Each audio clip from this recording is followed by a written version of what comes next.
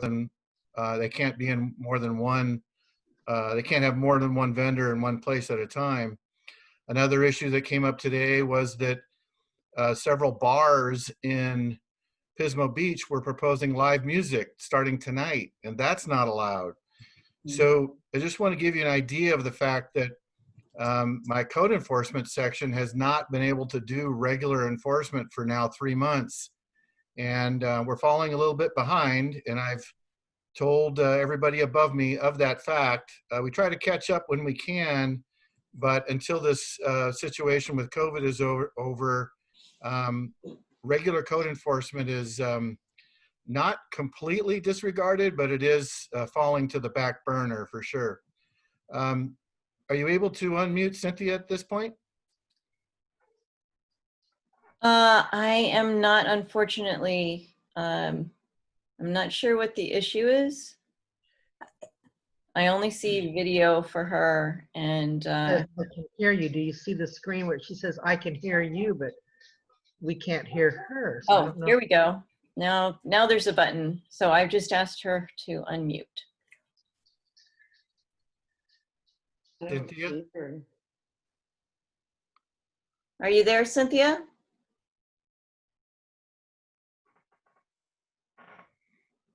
She is unmuted.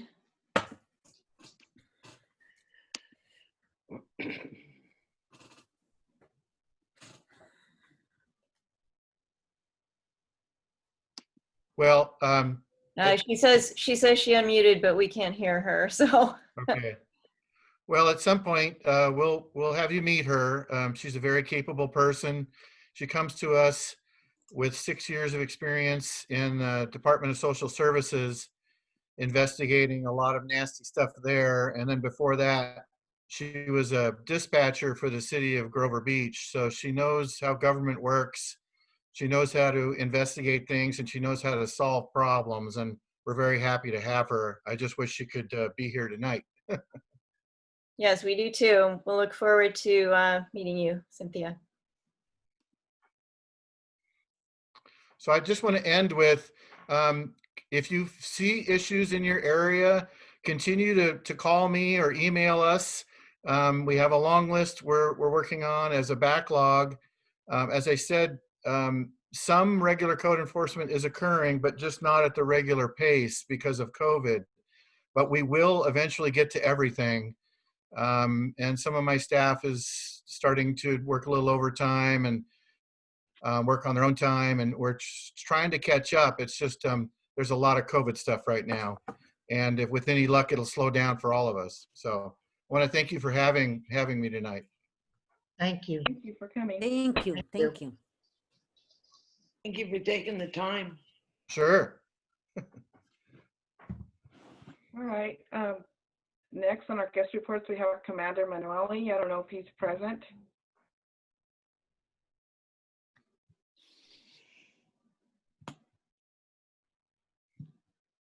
Doesn't look like it, huh, Cynthia? Let me check here. I didn't see him.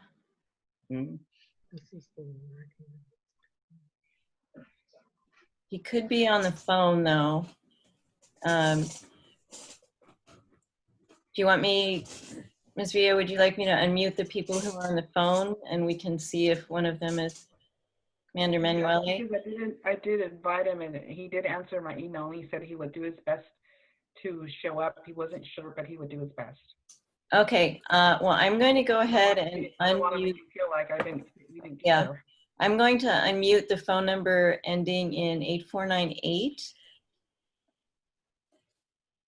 So if you could just let us know if you are from the Sheriff's Office. No, this is Dan Heimel, here to present Okay. on the Central Coast Blue item. Okay, thank you, Dan. We'll get back to you. Then there's a call-in user 1. I will unmute call-in user 1 right now. Michael Manueli, Sheriff's South Station Commander. Great, we got you in. Thank you. That was interesting, but you did it. Yes. I'm glad Good you- evening. I have your report for May 2020 regarding calls for service. Starting with the entire station, we had 2,004 calls for service. Napomo comprised 856 of those calls, and Oceano had 488 calls for service. Compared to last year, Oceano had 518 calls for service. That is a 6% drop in calls for service. Reports for the station, 310 reports. Napomo had 129 reports. Oceano, 98 reports. Compared to last year, we only had 96. That's 2 reports, or about a 2% increase in reports. From those calls for service, 10 of them were for assault and battery, generating 8 reports. 7 were domestic violence related. We also had assault on the side of the road, and a victim was assaulted by a friend. We had 65 disturbance calls, generating 6 reports. Most of them were family disturbance or some kind of relationship related call. There were 7 burglaries, generating 6 reports.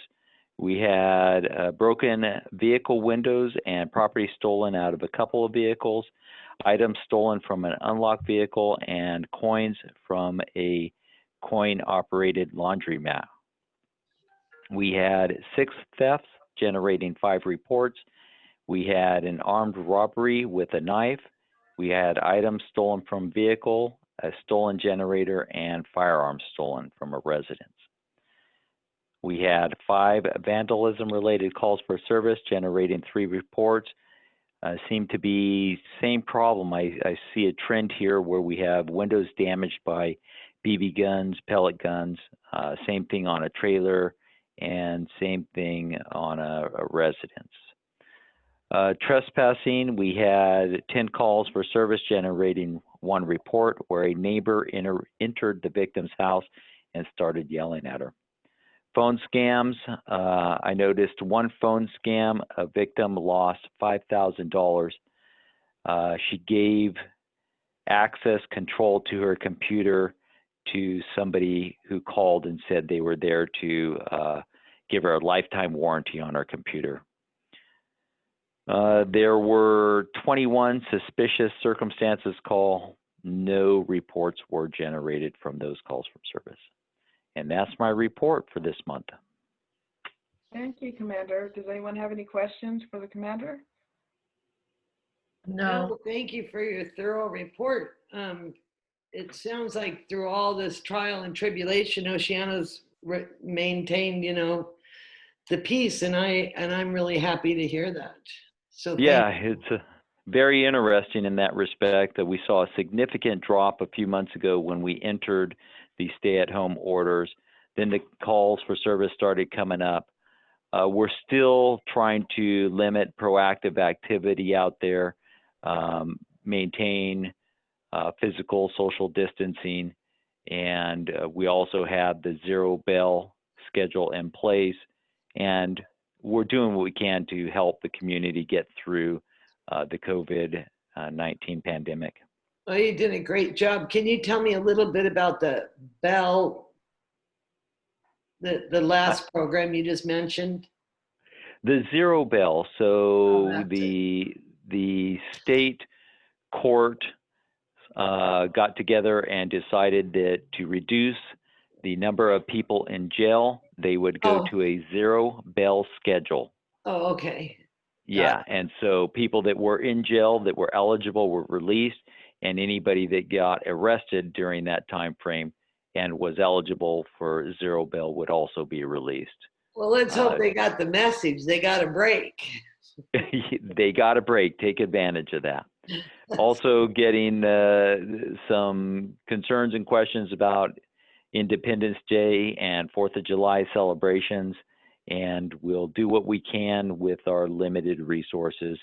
Obviously, the county is going to see some major financial cutbacks and shortfalls due to COVID-19 and the economic slowdown related to that. and it will also impact us here at the Sheriff's Office. Okay. Well, we appreciate it. Okay. If there's nothing else for me, I will say good evening.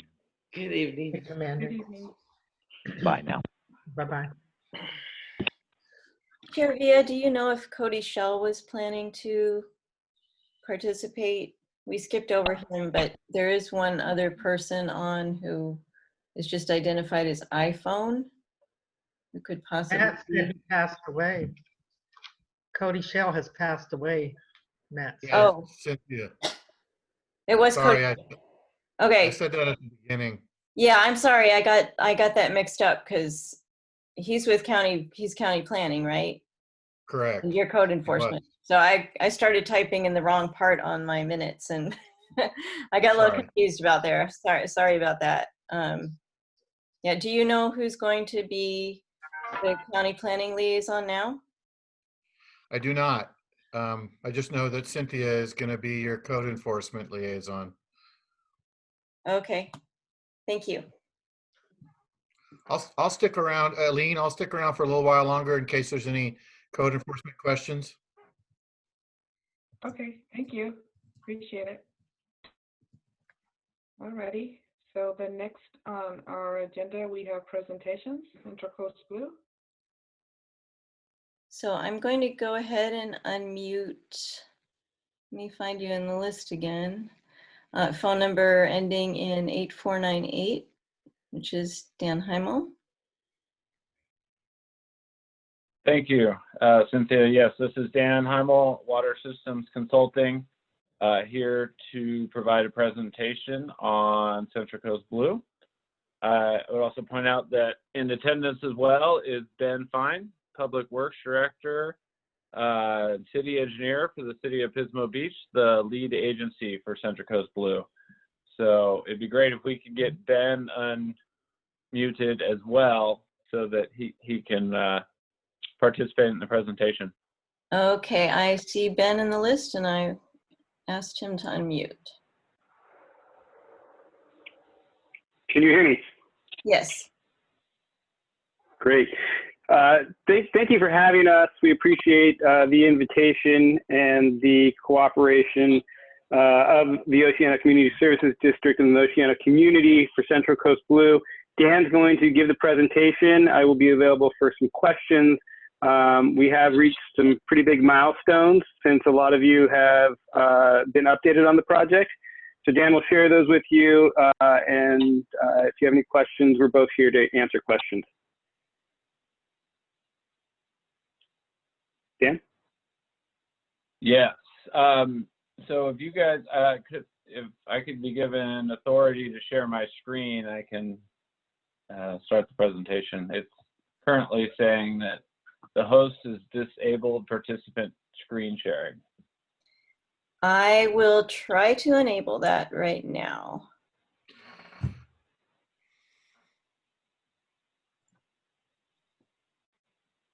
Is it allowing you to do it now? It is, thank you. Okay.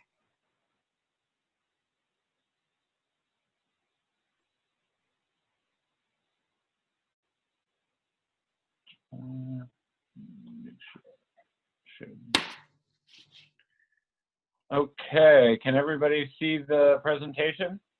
Yes. Great. Thank you, members of the Advisory Council and members of the public, for the opportunity to provide a presentation on Central Coast Blue. I want to start off just sort of talking about the larger water picture. The historic drought that we saw in 2014-15 really highlighted the vulnerabilities in the South County region's water supply portfolio. That this region has a diverse portfolio that includes multiple sources: state water, Lopez Lake water, and groundwater. However, that drought really highlighted vulnerabilities in all of these different supplies. In an effort to address these drought vulnerabilities and improve water supply resiliency, the City of Pismo Beach, along with its partner agencies, embarked on Central Coast Blue.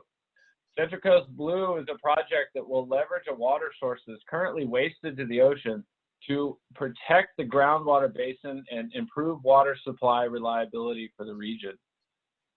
This flow chart here currently shows the current treatment and disposal process for wastewater from the Pismo Beach and South San Luis County Sanitation District wastewater treatment facilities.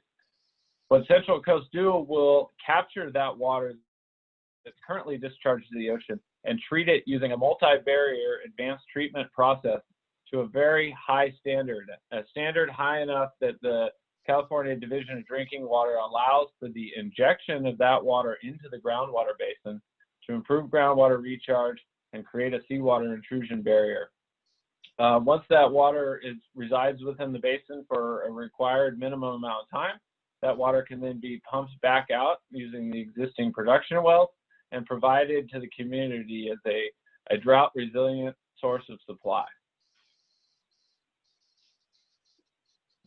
Central Coast Blue will utilize recycled water injection to maintain a sufficient groundwater elevations along the shoreline to create a seawater intrusion barrier.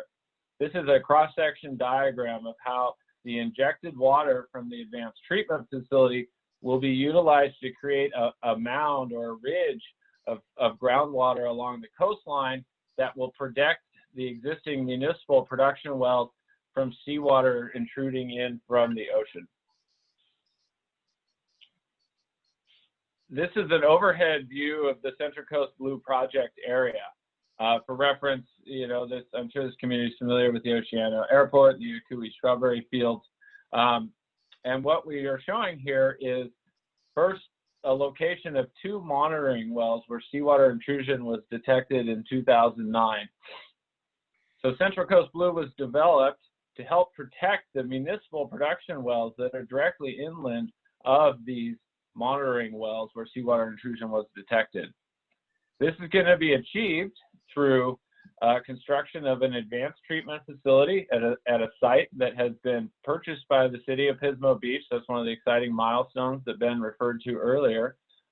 For the advanced treatment facility, that facility will treat water to the standard described previously and then distribute that water to a series of injection wells located along the coastline to create that ridge or barrier against intruding seawater contaminating the water supply of the cities of Pismo Beach, the Oceano Community Services District, the city of Arroyo Grande, and the city of Grover Beach. And so just to highlight how all of those 4 water purveyors have wells in that area, the wells are shown in the colored dots with the pink dots representing the Oceano Community Services District wells.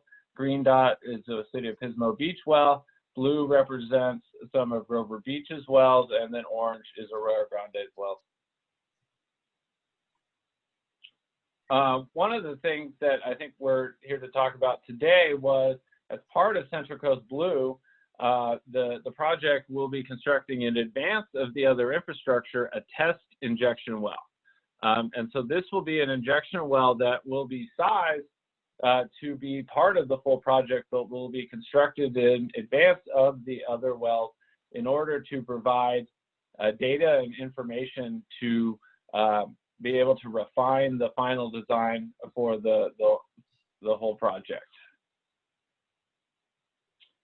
One of the things I wanted to highlight just specifically here is the offsite location for the advanced treatment facility.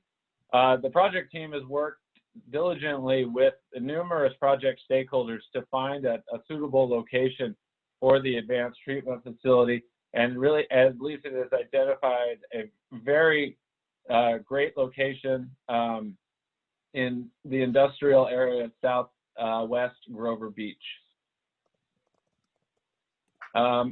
And then one of the things that Central Coast Blue has been successful at is obtaining grant funding. And so the project will receive $2 million in planning grant funding from the Prop 1 groundwater grant program.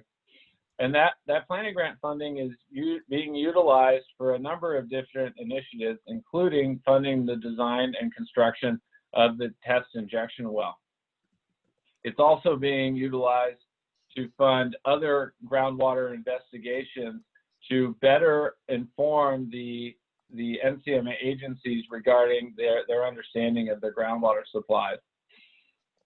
The aerial on the right shows a zoomed out view of where the test injection well will be located. It's located at the very south end of the Coastal Dunes RV Park and Campgrounds. Additionally, there'll be a monitoring well associated with the test injection well located in the roadway as shown there.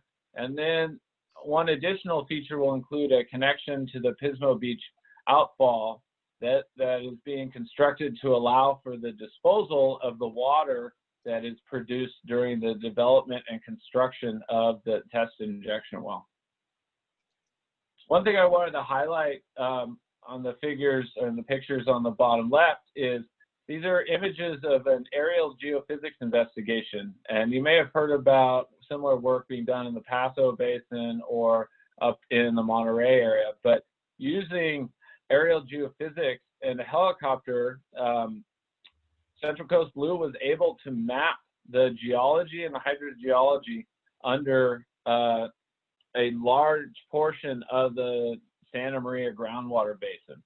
And this is important because it provides new information into the geologic formation as well as the water quality of the groundwater, both on and offshore in the aquifers. And then here I want to just show a couple examples of some test injection wells and monitoring wells, just to provide the council and the public an image for what these facilities would look like once constructed. Up top, the monitoring well can be constructed below grade and really just is accessible with a small hatch. The test injection well will be above grade, but will include a series of protective bollards to prevent damage. Once the full-scale project comes online, the injection well will be fully developed and equipped. And so here's a couple examples of what the injection wells could look like once they are fully constructed. The one on the left is an injection well from Orange County, operated by the Orange County Water District, and that's an above grade installation. The figure on the upper right represents a below grade or a vaulted test, or not test, but full scale injection well. So there's some options for how these wells can be constructed. And that concludes the presentation we have for the council today, but as Ben described, we're available to assist in answering any questions. Thank you. Does anyone have any questions? Well, I think I'd like to say that when it comes time for the actual injection wells, the below grade ones would look a lot better from a community aesthetics point of view versus a industrial above ground ones.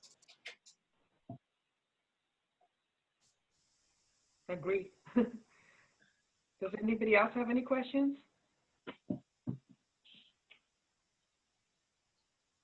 Comments? Mary Lucy? Can we unmute Mary Lucy? Yeah, sorry, I was muted. I see her waving her hand. I'm not sure why she is muted because I didn't mute her, but let me find you on the list and unmute you.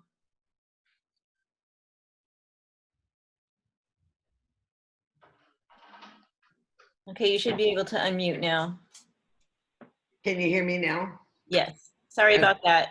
I'm That's not all right. sure why you got muted. That's all right.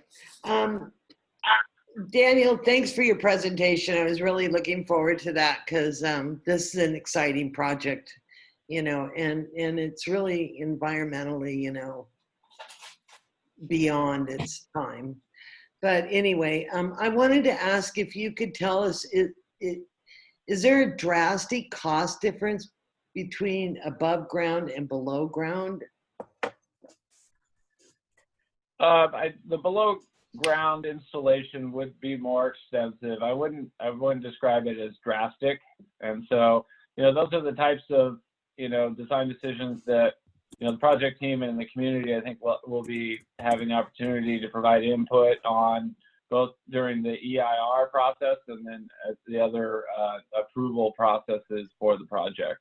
Okay, so it's not, one at one end of the spectrum and one at the other. So great. Thank you very much. I appreciate it. Yeah, no problem. Anybody else? Me. Hello. Yeah. I hear you, Lucia. Is this the time? I'm sorry. I am an idiot. I wanted to ask questions to the sheriff and I wasn't able to. Then, is this the time for me to comment or is this a time just for questions? Questions, comments, both? Okay. I do not favor the location of this project. I'm not talking about the entire project. I'm only talking about the test injection well and this specific project. That piece of land is a coastal zone and it's zoned recreational. And right now it is occupied by a county campground. I don't understand why the county left it kind of abandoned. I went by and I saw that it is really kind of abandoned. I don't know how is a Central Coast Blue thinking of getting this permit from the county, which is using this land for a campground. And I think that we do need the land to be a campground because we do need and we need, especially right now, that a lot of people are coming to our beach and they do not have parking because they cannot park on the beach anymore. I see a big shortage of parking in Oceano, in the Oceano community. And it has been a real problem. Actually, in a way, it's worse now than it used to be when cars drove on the beach and we couldn't find any parking and our driveways were taken over. Well, it's a huge parking problem. And if nothing at all, that piece of land should be used for parking, for their use, so people can park and walk to the beach. I do not want to see any coastal zone recreational land in Oceano be given for Pismo's beautiful projects. And I don't understand why Pismo keeps insisting in asking its neighbor to borrow its land to build. It's wonderful. And I really, truly believe it's a good project. But I insist that that Pismo finds a different place for the injection well testing. Thank you. Would you like me to respond to that, or do you want to wait until all the comments are done? You can respond. Madam Chair? You can respond. Sure. So we've been working with the county, and one of the comments is, why is the county abandoning that? That section of the campground, it typically closes seasonally, and with the COVID-19 pandemic, there was a much larger closure at the campground. That campground is self-funded. That means that all of the funding for that campground comes from camping fees associated with people staying there. What the county has required of Central Coast Blue, and I would like to emphasize, this is not a City of Pismo Beach project. This is a regional project, and it will protect Oceano's wells, despite the fact that Oceano is not a fiscal participant in the project. The requirement from the county is that the Central Coast Blue project team, which currently is Grover Beach, Pismo Beach, and Arroyo Grande, fully offset any lost revenue from the use of the land. So there's no fiscal impact. The area that we're talking about is currently the hiker-biker site. And what we are proposing to do is to make the hiker-biker site take a little bit of that portion. And then there's an adjacent campground that the hiker-biker site would be extended into. into that one space. So there would be no loss of revenue. There would be no loss of parking.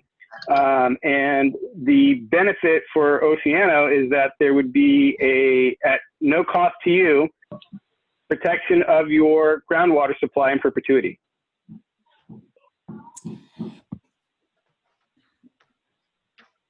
Thank you. That was very thorough. Any more comments, Lucia? I understand, yes. I understand that there were some questions about the seawater intrusion and detection. I did participate in a few OCSDs last year or so, and it seems to me that I wonder if there is anybody there who can remind me of what happened, that there wasn't really any seawater intrusion. It was because of some circumstances, some specific circumstances, but actually it was finally resolved that actually there was no sea level intrusion in Oceano's wells. Mary Lucy, I remember you talking about this. Do you remember any of that? I'm extremely familiar with it, and Yeah. one of the people who firmly believed that was a false test from the beginning. Exactly. You know? So, but the problem is that the institution of water, let's just say, you know, those wheels were already rolling, you know, for other sources of water. So did Oceano take a hit and as far as, you know, potentially being, you know, saltwater intrusion? Yes, that it did impact us and harm us in you know, you can't constantly go around correcting people that no, there wasn't an intrusion and all these government reports are wrong, you know, and Pavel Ogren, even, you know, when he was the director of public works, said that no, it wasn't accurate. And we went back and tested it again immediately and over tested it, built the head of it up, and it never occurred again. And Ben, you were there too, you know, you were watching it. And so, yeah, it was a bad rap, you know. I think that this project would only strengthen any threat of intrusion myself. I've always been strongly in favor of this project. I think that it, you know, I know everybody says, but it's expensive, but you know what? You can't drink $1. So, you know, things are expensive, but I think that any means necessary. If you look at the underground wells, there's no inconvenience to people there. They're hidden, you know. Put a water park there, you know. I mean, the above ground is, you know, it's going to take up what, 500 square feet, maybe. You know, it's small price to pay for this project. So, yeah, it was a false statement, and it got put into the permanent records, and it did harm us. yes. Mhm. Anybody else want to comment? Councilmember Rapogo? She's muted. I'm Okay. sorry, I'm getting some feedback. Did you say you wanted to go to public comment now? No, I said, do you want to comment? Do you Oh, want to no, comment? no, I already did. Okay, does anybody else want to comment? Linda? No, Excuse me, what you mean, Cynthia, you already did? I didn't hear you. What you mean you already commented? I said that I prefer the underground She didn't really. injection wells because they Okay. don't look as industrial as the above ground. That's all. Okay. Councilmember Austin, you said you were. didn't No, have it- I have no question. Thank you. And I just wanted, I have a couple of short comments. I do remember Pablo mentioning this at a couple of OCSD meetings, that it was not conclusive that there was any, seawater intrusion. So I agree with Lucia and Mary Lucy that it was inconclusive. So this project is an awesome project, and it would benefit greatly our neighbors, Pismo and our other neighbors, but Oceano, it's inconclusive that it was any intrusion. It would strengthen, like Mary Lucy said, it would strengthen any seawater intrusion in the future. But to say that there was is leading people falsely. So yeah, I'm not saying I don't care for the project, but to set it for the record that it was inconclusive that there was seawater intrusion in Oceano. So if I might clarify something, I believe what Dan said and what has been stated in the past is there was constituents consistent with seawater intrusion identified in, and it was actually, I don't know, Dan, if you have that in the pocket slide, it was actually 4 different wells that it was identified in. And we're not saying that there was seawater. If there's seawater intrusion into the basin would be fouled. And you would be able to pump drinking water out of the basin for many years. There was constituents that are consistent with, which did raise cause for concern. And in response, all of the agencies in the NCMA have collectively reduced their pumping drastically in a cooperative effort to prevent seawater intrusion. And, really, the NCMA, and this is a much broader discussion, that is our role. The NCMA technical group is to protect groundwater basin. And if we even think that there might have been saltwater intrusion in any of the wells, it is our duty to act responsibly and ensure that what we think and perceive does not become reality. Getting salt water into a basin it's not like running out of gas in your car where you just add more gas. It's like running out of oil in your car where it completely fouls the engine and now it's no good. And so, there was great cause for concern because there was constituents consistent with saltwater intrusion. And it could have been surface contamination, but the fact that it happened at so many wells, it gave us cause for concern. And we all collectively, Oceano, Grover Beach, Pismo Beach, Arroyo Grande, reduced our groundwater pumping to ensure that we did not collectively foul the basin. Should we collectively foul the basin, Oceano is the closest to the saltwater interface. So your wells go first. And nobody wants to see anybody's wells goes first. Arroyo Grande is in the safest position. Their wells are the furthest from saltwater intrusion. But they are good partners. They reduced their groundwater pumping. I don't want to say the most. Grover Beach did a lot. Oceano did a lot. Everybody came together because we need to protect the basin as a whole.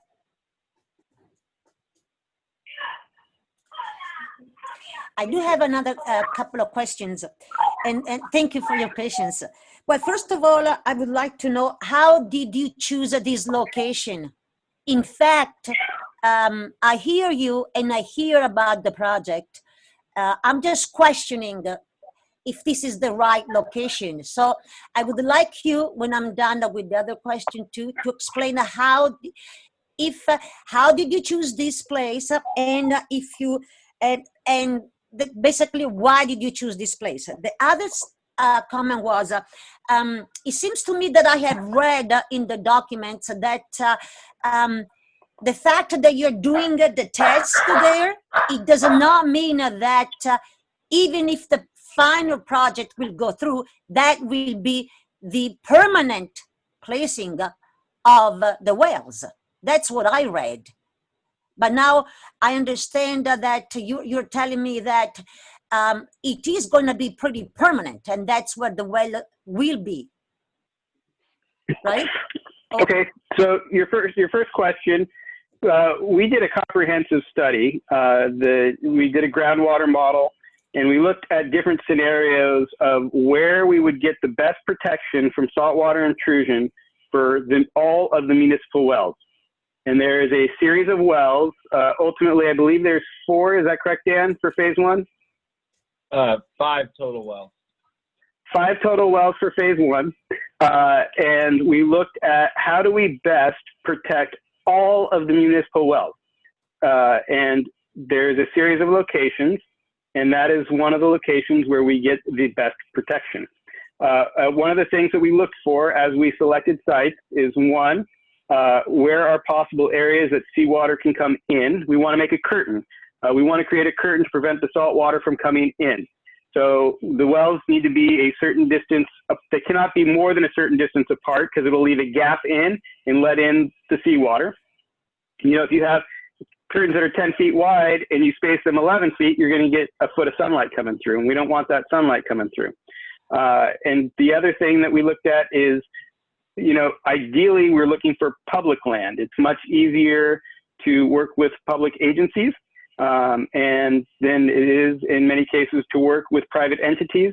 We have approached several private property owners, and we, you know, working with the county has been very easy to do. Their staff is very supportive. The board's very supportive of the project. Their county administrator is very supportive of the project. So it's been very easy to work with the county, and with no loss of revenue to the campground and the protection that it's providing to Oceano's wells, that they were supportive of that location. As far as the second question, we do envision this to be one of the wells. We don't want to build a well and spend the money to build a well just for the sake of building a well. We envision this to be one of the 5 injection wells when the project's complete. Because And it has always been envisioned that. I'm pretty sure the document said that it wasn't binding. The fact that you were doing the test injection well there, it wasn't binding to the final placement of the well. I will check. Thank you.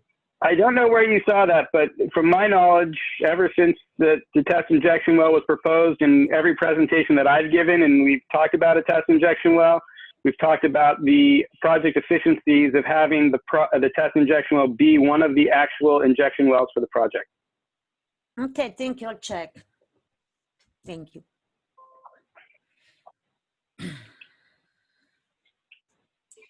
So I think we're all done with the comments, No. questions. Chair Villa, I'd like to say just one other thing. The Oceano CSD has never decided as a body whether or not to participate in this project. Has never had a public meeting to evaluate whether to participate in Central Coast Blue or not. And I think that would be a very important discussion to have.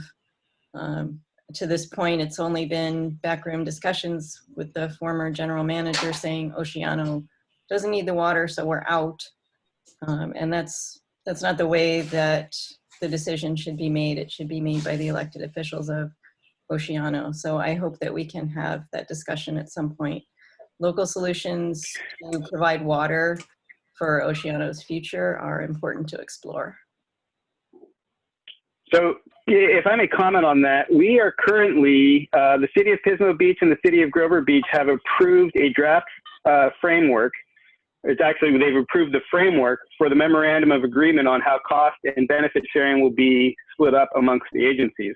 The city of Arroyo Grande wanted more specificity. There's that word that Dan can't pronounce, and now I can't pronounce it either, into the MOA, and we're working on getting through that, and we're hoping that that body will approve it in their second meeting in July. We would absolutely love nothing more than to have Oceano participate in this project. And if the board would like to participate, I would recommend that those discussions happen quickly, because the other 3 agencies are moving forward, and we're, you know, once Arroyo Grande approves the MOA, the framework, we're going to move from a outline framework of the MOA to the actual legal document that the agencies will sign. And that will split up project costs and benefits. Currently, there is a 5% unallocated cost and an unallocated benefit of the project that when each of the three agencies looked at how much water they felt they needed, there's 5% that's unallocated. If Oceano was interested in that 5%, or even if they wanted more, I'm sure some of the agencies would say, okay, well, instead of 23%, we'll take 20% and yield 3% to Oceano. And if each agency did that and Oceano wanted 10%, we can get you there. If you wanted 15%, we can probably get you there as well. But the drive and the want for us, for Oceano to be a partner, is that we're all partners in the NCMA. And one of the things that we found as we manage our water collectively is Oceano and Pismo both have state water, and Arroyo Grande and Grover don't. And as we manage the groundwater basin, Oceano and Pismo have much more flexibility on limiting their pumping due to the state water and Lopez water. The other agencies only have Lopez water. So it provides Oceano and Pismo a greater flexibility in the management of the groundwater basin. And as we look to the future, none of us will be here for it 20 years from now, 30 years from now, as all of our predecessors are sitting on a Zoom meeting like this because of the next pandemic and they can't meet in person, and they discuss their flexibility and options.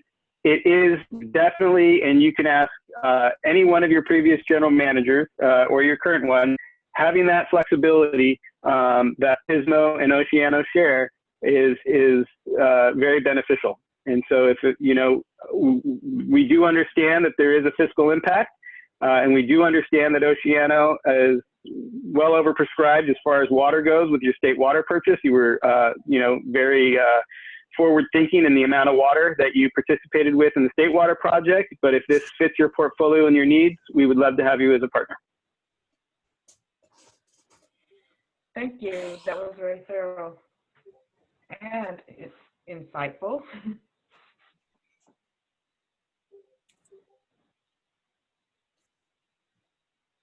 Hello? Yeah, you faded out for a moment. He's muted. He's muted. No, I saw Chair Villa was speaking, but I couldn't hear her. Well, is he there? I'm here. Thank you. That was a very thorough and very informational presentation. Thanks so much, and appreciate you. Do you want to take public comment now, Chair Villa? Okay. Can you hear me? Yes. Did you want to take public comment now? Yes. Okay. Sorry, you were breaking up. Since we don't have the raise hand button available, all I can do is go down the list and unmute people and ask them if they would like to speak. Yeah, Jeff wants to speak. I see he keeps raising his hand. Okay, so I'm just going to go down the list. And first is Amanda Sherlock. She's also asked to speak, so you should be able to unmute now. Hi, good evening, everybody. Thank you for allowing me to speak. Just a couple of quick comments, which are fairly predictable. One is around fireworks in Oceano. It's a war zone again around here. We didn't have too many fireworks last night, but anything that can be done to help stop them going, they are going. I'm sorry, Amanda. This is just for a discussion of Central Coast Blue, this particular item. Oh, I'm sorry. I thought this was general public comment. Is that not a part of tonight's meeting? Yes, it's going to follow the presentation from Caltrans. Oh, okay. All right. I'm sorry. Later in the meeting. Did you okay, all right, thanks. have comments on this item? I think she's gone. Okay, so next would be, you said Mr. Edwards wanted to speak. I will unmute him now.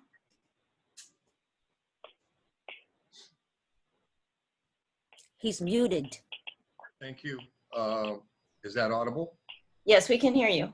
Very good. Thank you, Madam Chair. Good evening to one and all. My name is Jeff Edwards, and I object to CCB Phase 1 and phase 2, as well as this test injection well. It appears to me that this is yet another example of Pismo Beach taking advantage of Oceano.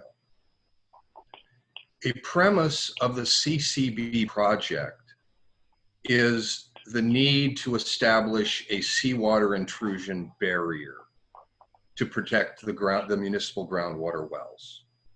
And I believe that's a fiction. It's a fiction that's been perpetuated since 2009, at least. The OCSD wrote a letter, I believe it was in 2012, a very detailed letter refuting the notion of seawater intrusion. One of the focus points at that juncture was the Pier Avenue monitoring well. And so this fiction has been perpetuated to this very day, and again, is a premise of this project.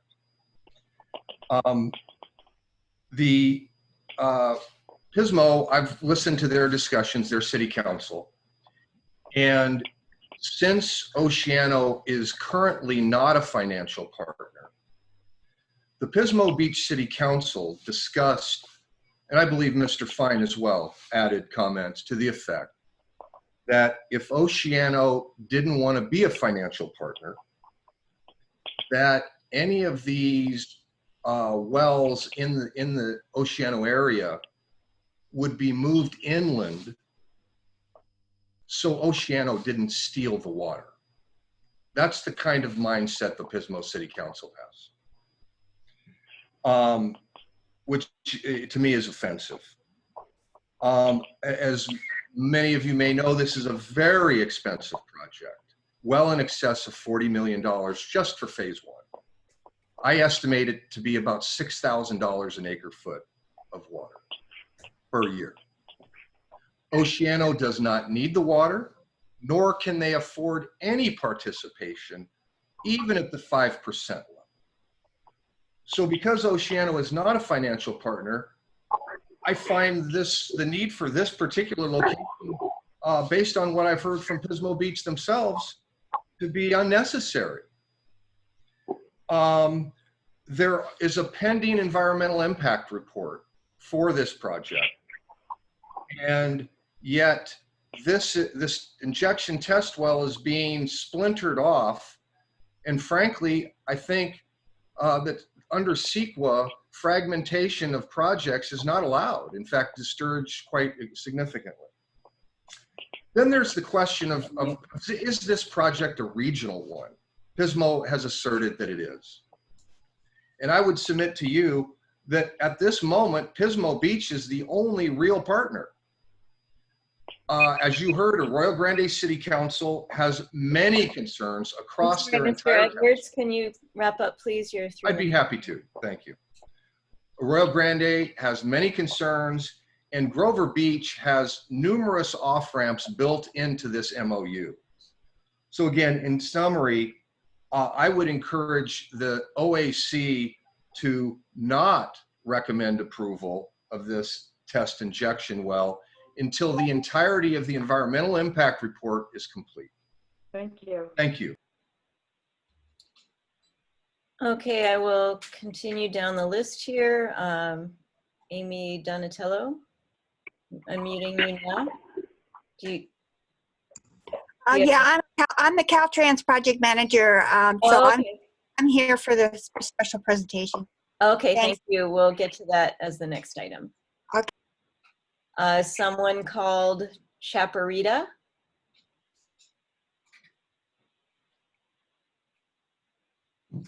You can unmute yourself now if you have any comments on this item.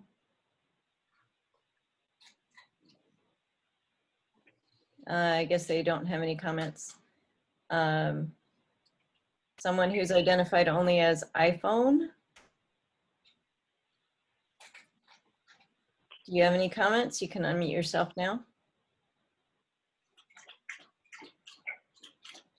Okay, going down to Jill Abercrombie.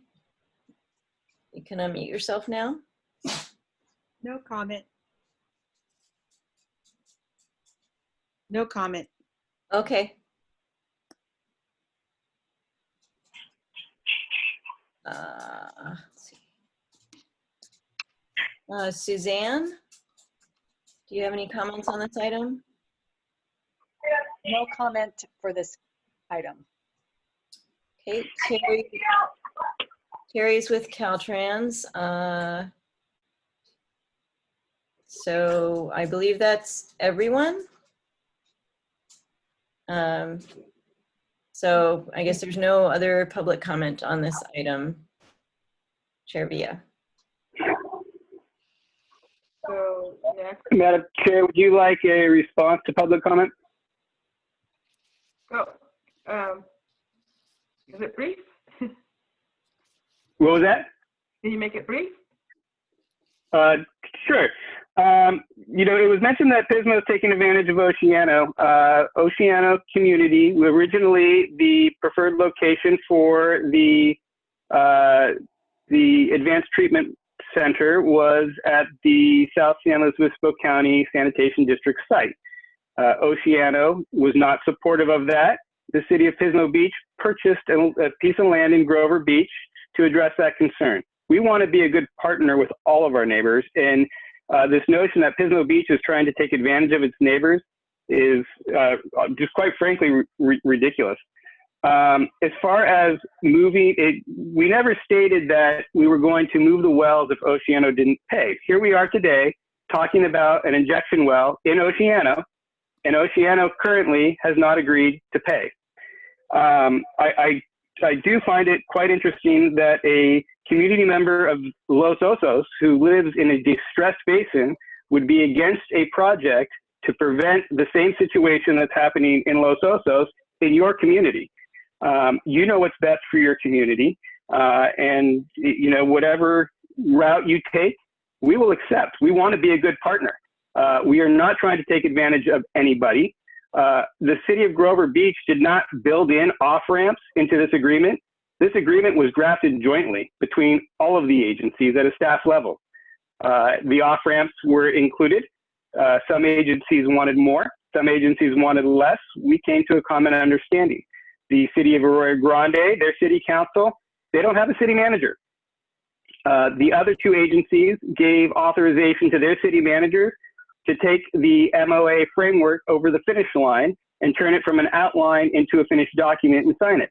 Arroyo Grande doesn't have a city manager right now. Their city manager resigned and they have an interim city manager, and therefore they want to see the final document, and that's completely understandable. They don't have a permanent staff right now to look out for their best interests.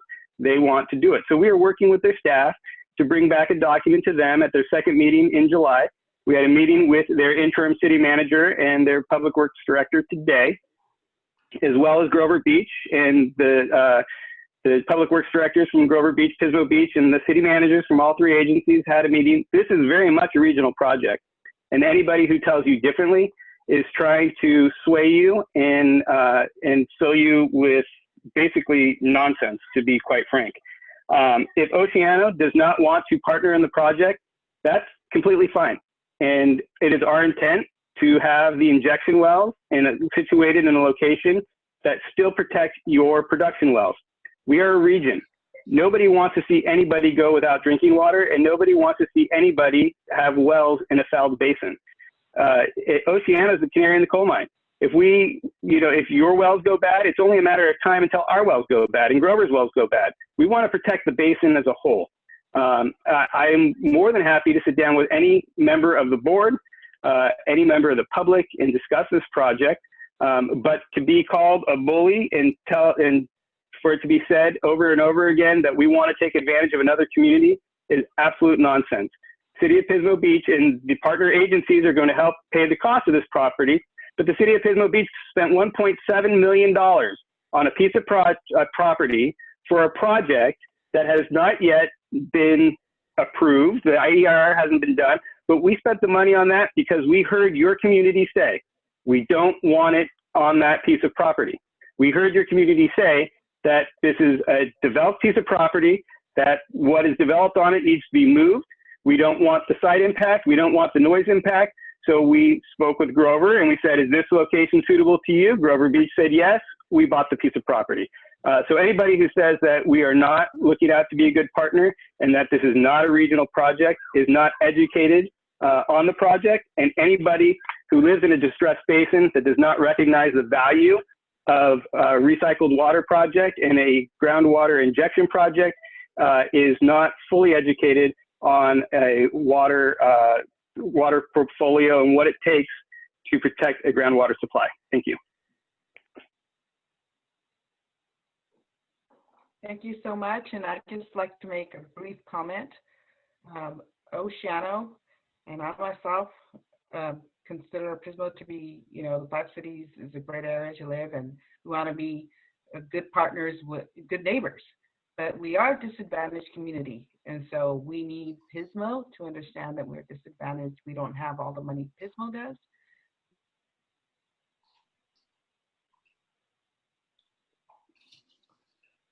I can't hear. We lost your audio. We can't hear you, Chair Villa. Matt,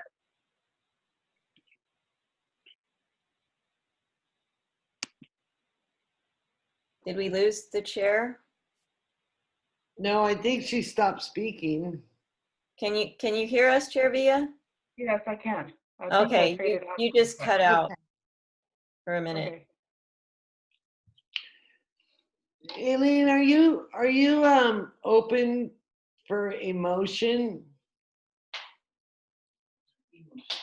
Yes. Go. Well, I'd like to make a motion that that the Oceano Community Advisory Board send a letter to OCSD supporting this water project, and of course, we realize there's a fiscal impact, and that we need to have more dialogue on that, but I think it's in the community's best interest. The more water sources we have, the better. So I move that we send a letter to OCSD supporting this project.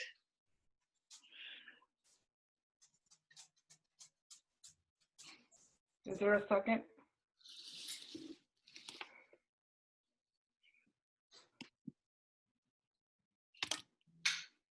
No second? Guess not. Linda's waving her hand. Oh.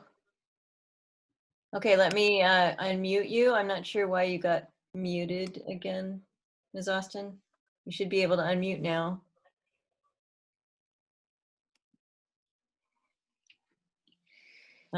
Lucia says she's also muted again, so I will unmute her. It may be that when people mute themselves, then they can't unmute themselves. So, No, I will never mute myself. okay. Well, I'm not muting you. I'm leaving all the council members unmuted. So I'm sorry. This is new technology for me. I'm not really sure what's going on. That's fine. Linda, my computer's showing that Linda's muted, and Same with me. Linda's muted. Okay, I clicked on unmute for her, but let me do it again. Be patient, Linda. Send her a message and say, be patient. Yeah.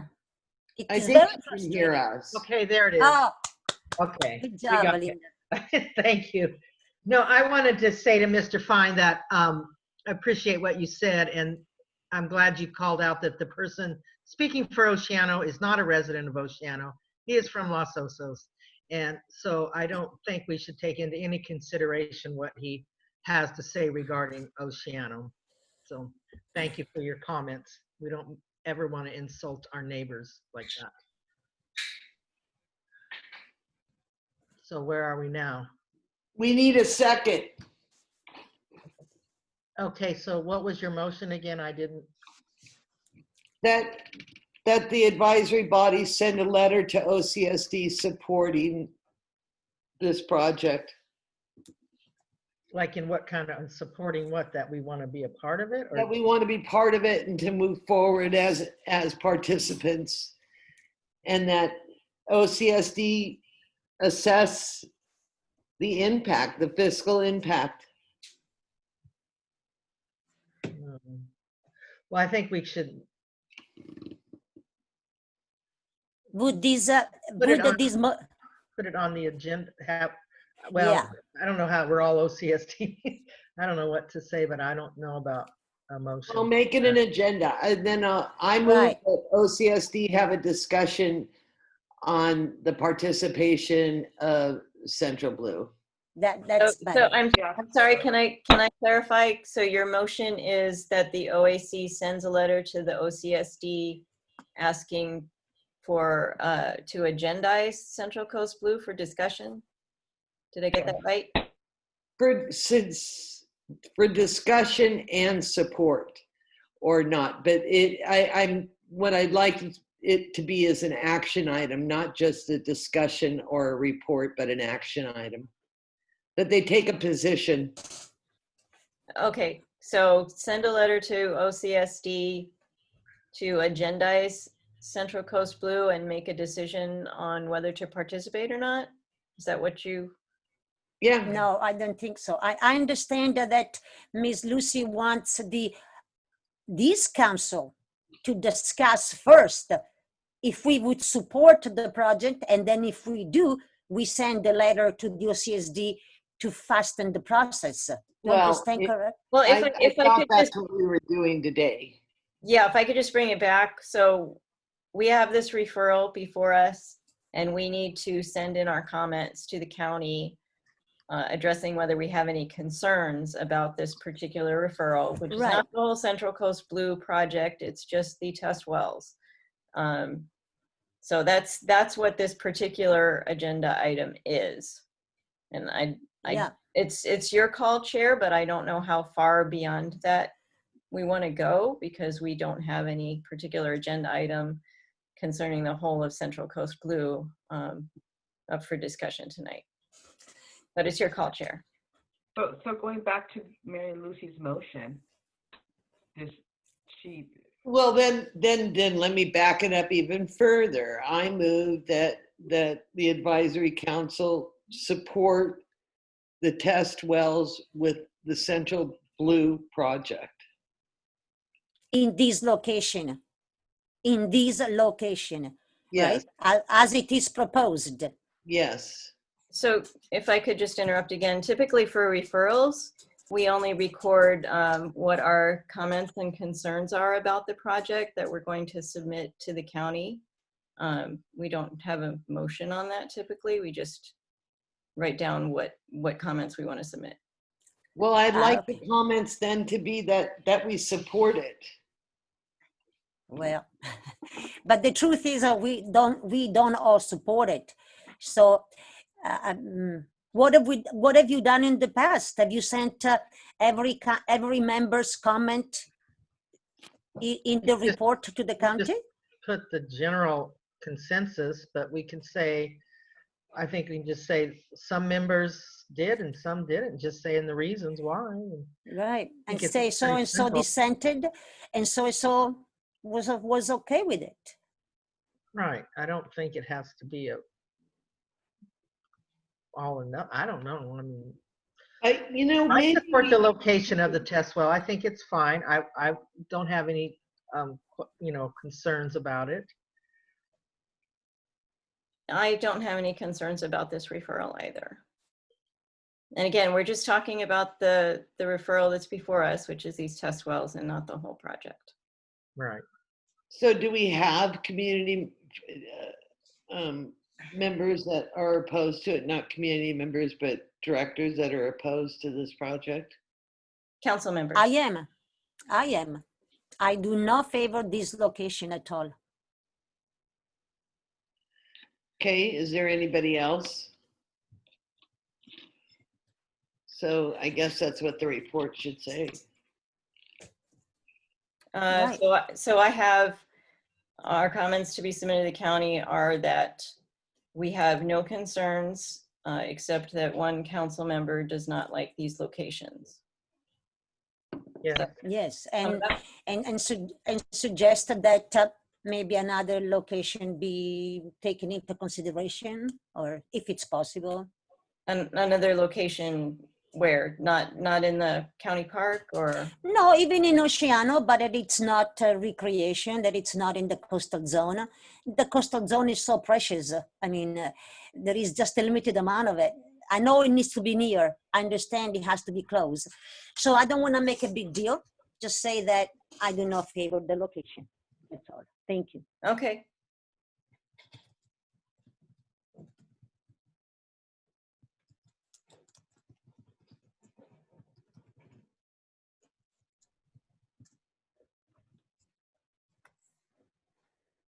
And you know, it might help in the future that maybe if we could just look at one of the reports that go to the county, then it will make it clear and more concise on what's needed and what's not.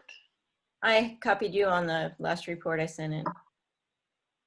Oh, And- great. I'll look at it again. Carol, the prior secretary, was Yes. also doing that. I remember that. I remember, yes. Well, thank you, Ben. You're welcome to stay for the rest of the meeting, or you could just leave. We appreciate your presence and your presentation. Yeah, good luck, Ben. I'm really glad to hear about that. Thank you, And Daniel. Daniel. He's mute now.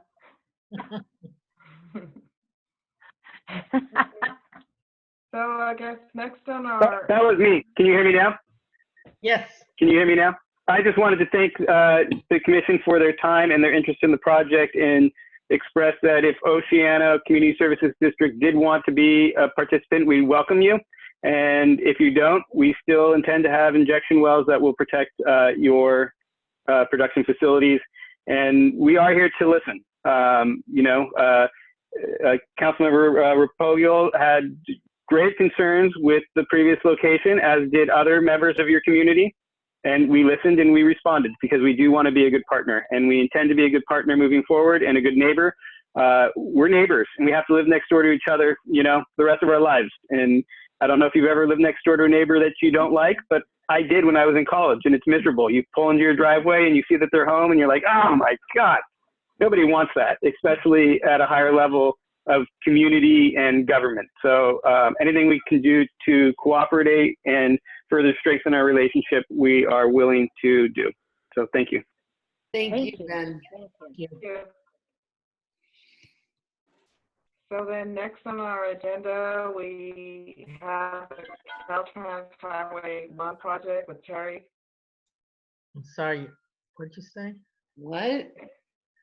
Kind of mumble, it got garbled. Yeah, next on The Caltrans agenda Highway 1 is, project. So I'm unmuting Terry and Amy Donatello from Caltrans. Okay, this is Terry Persons. Can you hear me? Yes. Yeah. Okay, just want to make sure I'm coming through loud and clear. Okay.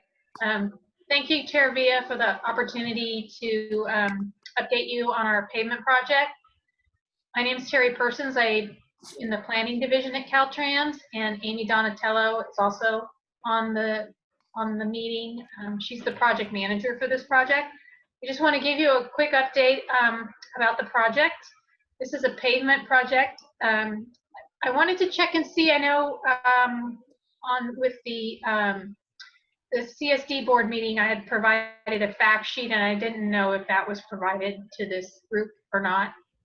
Yes, and it's attached to the agenda. Okay, good. This project is going to be resurfacing Highway 1, and it's going to be through Oceano. It starts down at Garcia Way, and then it goes north into Pismo Beach. And this is going to be an overlay of rubberized hot mixed asphalt. So the update that I have for you this evening is that we're working on getting some additional funding to add to this project, so we can add buffered bicycle lanes to a portion of the project. And this would involve widening the shoulders on both sides of Highway 1 to add the buffered bike lanes. And the section is going to be just in Oceano, just north of the overhead crossing where it goes over the railroad by Pershing Street. And then it'll continue north to the Villa Creek Bridge, and Pismo Beach. So currently along this section of the highway, there are some areas where the shoulders are narrow, and the buffered bicycle lanes would be added, and they would have striping between the traffic lane and the bicycle lane. So that's what that's why it's called a buffered bike lane. So for Oceano, this is going to provide better connectivity for people that are bicycling to and from Oceano, and for people to be able to have better access getting to like the Amtrak station or the regional transit service, and traveling to and from Grover Beach and Pismo Beach. So we wanted to update you about this addition to the project, and in case you have any questions or comments about it. The project is in design right now, so Amy's the project manager. So the schedule for construction is to start in the fall of 2022 and will be completed in the fall of 2023. And that's for the whole pavement project. And we were talking a little bit earlier about the fact sheet that was in your packet, and there is an email address and also a phone number at the bottom of that fact sheet, which is in case you have any follow-up questions or comments. That's how you can get a hold of us. So that's my quick update. If anyone has any questions or comments, we'd be more than happy to hear those now. Anyone have any questions? Yeah, could you just repeat what what part of the highway it is? Thank you. It starts at Garcia. It starts at Garcia Way. So that's all the way down towards, if you look on the map that's on the fact sheet, you can see. So it goes all the way down to like where the highway gets to Valley Road. So all the way through Oceano. So And the then it curves. fact sheet and the map that she's referring to are included in the agenda packet. I couldn't find, I'm sorry, I could not find Garcia Way at all. I Googled it, I put it in Google Maps. So this project goes all the way through downtown Oceano to where? It goes up into Pismo Beach. So it starts south of Oceano. But it's at the base of the mesa. At the base of the mesa. Valley Road. Right. Oh, so Right. Garcia must be, okay, so it starts at Valley Road south and it goes all the way through Pismo. That's wonderful. That's wonderful. I was very worried. I couldn't find the Garcia Way. And I thought, why doesn't it go? I don't know the Garcia Way in Oceano. So no, thank you for clarifying. I think it's wonderful. Yep. Okay. Anybody else? No, just thank you very much. Yes. Great. Yes. Isn't Garcia just right up, like if you go all the way down to where you turn on Valley Road and you go up the windy hill, and it's just right up there, just a little ways, I think.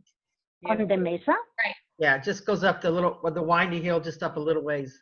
And then Garcia down into the farmland. Oh, so it's not really in Oceano then. It must be in In the Arroyo Grande, Nipomo? I'm thinking. No, Arroyo Grande, and then it would go through. Oh, maybe that's why I didn't find, because I put in Oceano, Garcia Way. Yeah. Yeah. But it's really, technically it's AG then. If it goes over, I thought Oceano finishes it at Halcyon Road. Halcyon and Highway 1. Oh, okay. Right? Isn't that the classic boundary of Oceano? Yes. Right. Yep. So, okay, I'm not an idiot. Yeah. Got it. So all of Highway 1 through Oceano is included in this project. So it starts from the south and goes all the way through and into Pismo. That's great. Yeah, it's wonderful to have the bike lane down the highway. That's wonderful. Mm-hmm. So if there's any questions, so that's the whole length of the project, but the buffered bike lanes are on a section. So they're that section that starts close to Pershing Street. So right before you go over the overhead crossing for the railroad. And then it goes north from there into Pismo. And why aren't So you making the buffer all the way for money concerns? it's actually, it's limited in how much roadway right-of-way space there is. Oh. So, because if we try to come through, there's kind of two main things that we try to go through with this pavement project to add bike lanes right in downtown Oceano. It would have to eliminate parking, first of all, and then it would also have to rip out the curb and the gutter that's already there. Whereas this section, we're able to go in and widen the shoulders, and there isn't a lot of kind of existing infrastructure, and we're not eliminating parking and other things that obviously we know. Earlier, we had a discussion about parking, so that's never popular when we take parking out. So, so this section we were able to identify to be able to add the bike lanes, and so we're looking at getting that additional funding. And this is an effort to improve, to make it more of a complete street, so it's accommodating the bicyclists on that whole section of the larger pavement project. So there will also be a sidewalk on Highway 1 west, you know? Not with this project. This is just adding, it's repaving the roadway, and then on this one section, adding the bicycle lanes. Okay, so repaving and adding the bike lane. Right. Okay.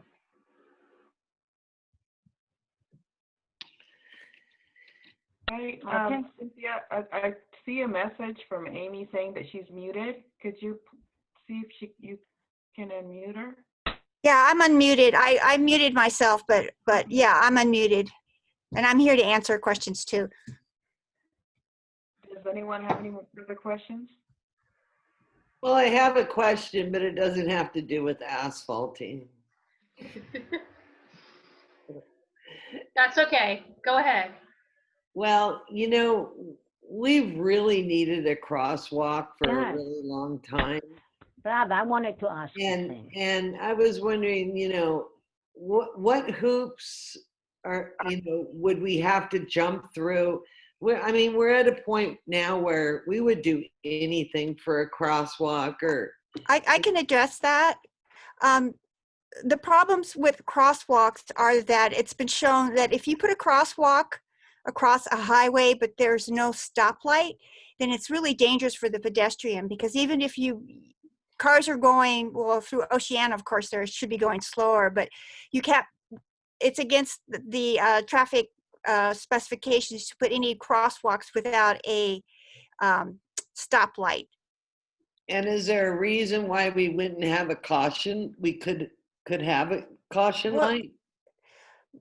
Well, it still puts the pedestrian in a really unsafe situation. Even unless you have a signaled light, we can't just put a crosswalk there. For instance, they wanted a crosswalk at, where the butterfly park is. They wanted to put one up there, and the only way we could do that would be if Pismo took over or is that in Pismo?